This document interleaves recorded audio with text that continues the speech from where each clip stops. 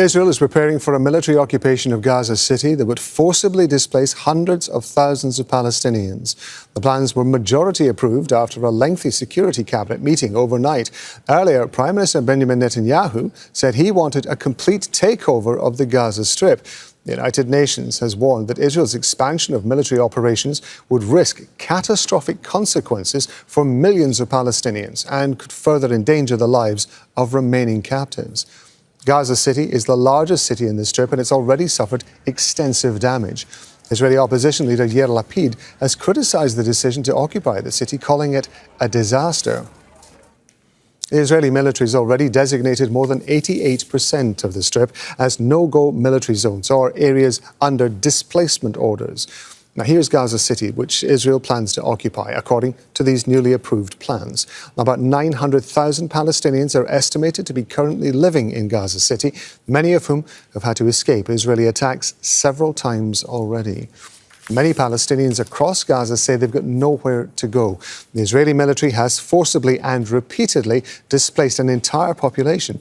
Israel's own military-owned Chief of Staff, Azzoum, has reportedly argued against a full takeover of the Strip. Going to speak to our correspondent Tareq of Azzoum. He's joining us now from Deir al-Balah, central Gaza. Before we get onto the longer-term impacts of this, Tareq, can you just give us an indication if you're hearing anything about any change in Israel's military operations in and around Gaza City?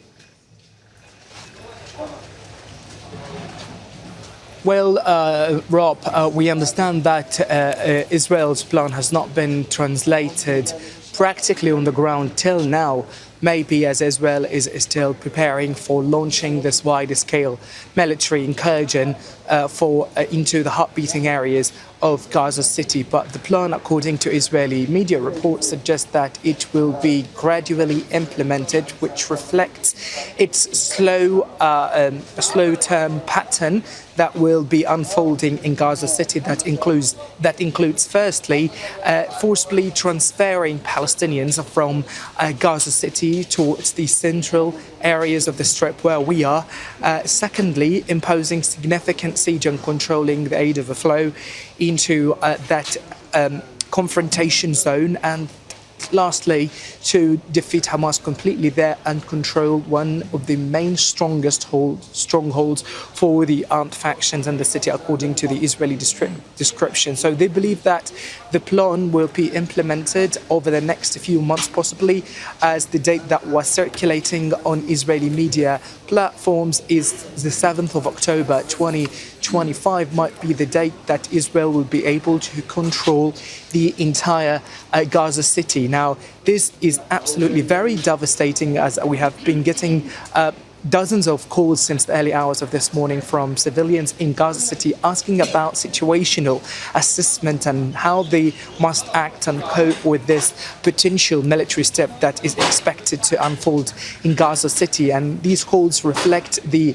level and the depth of fear that Palestinians are really going through at the moment in Gaza City, but many of them are still saying that they will not leave. This is a very heartbreaking reality that people are still enduring such horrific security and humanitarian conditions. But Israel apparently looks like it's not just adding external and exerting pressure on Hamas as well, but also on civilians who are still bearing the brunt of this ongoing military escalation, and they are still also enduring unimaginable and immeasurable hardships regarding securing food, securing water, and the basic necessities that will be incredibly and nearly impossible if Israel expanded its ground operation to include Gaza City, which means that Israel will be controlling not just Gaza City but the entire northern section of the Strip, leaving only the central area being the next phase in which they might later expand their operation to include, which means that Israel will not only be controlling over 70% of Gaza spaces, but it will control nearly the entire territory, and control here means literal occupation of Gaza, controlling its resources, controlling the movement of people, and also denying them their basic rights and access to humanitarian needs.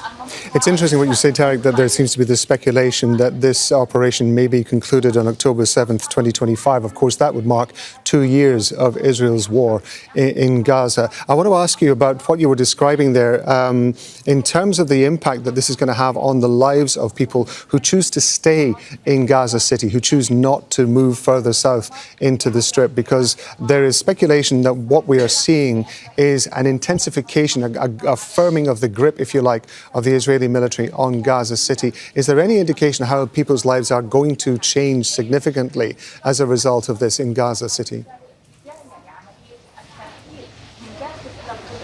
Well, basically, Rob, life and daily life, here, will completely shift from destruction and hardships to full domination. People are barely able to get food and water these days, as aid is not getting into the hands of much of the desperate population in northern Gaza due to the limited number of aid trucks allowed to access the Strip, and to also the state of lawlessness that is completely seen across not just the central or southern part, but also in the northern part of Gaza. It has been a very heartbreaking reality. People are expecting that they will see military checkpoints, will see Israeli tanks inside heart-beating neighborhoods in Gaza City, and they will, in some certain cases, will be forced to ask for an Israeli military permission to fetch food and water. This has been a part of the testimonies and the snapshot of the reality that we have heard from people about the speculation of might come next to light of the potential Israeli military plan to completely control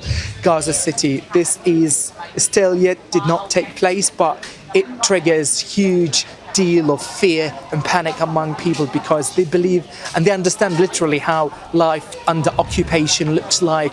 I remember how was the situation looking like before 2005, before the Israeli unilateral withdrawal from the territory. There was a constant home raids, there was some sort of constant Israeli arrest campaigns, similarly to what's taking place in the West Bank. But this time Gaza is completely in a very different position, where the vast majority of civilian infrastructure have been completely decimated, and what's left of Gaza does not make it livable at all. It makes it completely unlivable, and it also enhances the possibility of pushing people further south, where they can find sources to live, including food, water, electricity, which they have been deprived from for a very long period of time. These sorts of conditions have been deliberately created by Israel in order to implement this scheme and to reach such critical point that we are witnessing at the moment. So apparently the coming days will be marked by utter devastation and unrelenting cycle of uncertainty as well. Tareq, thank you very much indeed. Tareq Azzoum, they're talking to us from Deir al-Balah in central Gaza. Don't miss out. Get a full picture. Subscribe to Al Jazeera for reliable news, expert insight. Like, share, stay ahead.